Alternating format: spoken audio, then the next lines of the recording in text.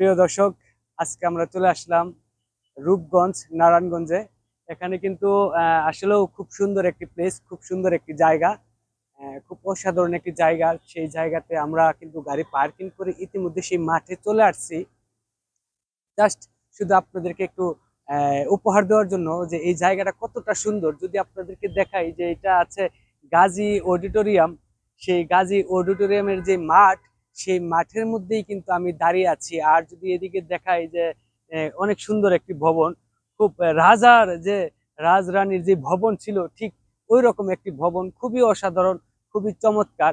এই কারণেই কিন্তু আজকে আমি এখানে এসেছি এই ভিডিওটা শুধু জাস্ট আপনাদের উপহার দেওয়ার জন্য। আর যদি একটু দেখাই ওইদিকে, যে একটা হয়তো পুরানো এটা একটা মন্দির, সেই মন্দিরটা এখানে আছে কিন্তু অবস্থিত এখন পর্যন্ত।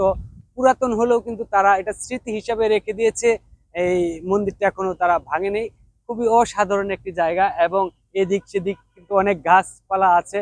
আর খুবই খুবই ভালো লাগছে এই জায়গায় আসার পর, আমার কাছে এতটা ভালো লেগেছে তা আপনাদেরকে কি বলবো। যদি আপনারা কখনো এই রূপগঞ্জ নারায়ণগঞ্জে আসেন, তাহলে কিন্তু আপনারা এখানে আসার পর এই জায়গাটা হয়তো আপনারা দেখে চিনতে পারবেন যে কি অসাধারণ চমৎকার একটি জায়গা। এবং এখানে কিন্তু অনেক বড় বড় গাছ আছে। আমরা কিন্তু সেই গাছের নিচে দাঁড়িয়েই কিন্তু আপনাদেরকে এই চমৎকার একটা ভিডিও উপহার দিতে যাচ্ছি।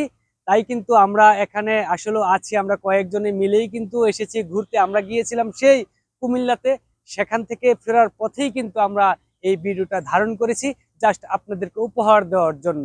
তো আজকে আর নয়, দেখা হবে অন্য আরেকদিন, অন্য আরেকটি ভিডিও নিয়ে। আসসালামু আলাইকুম।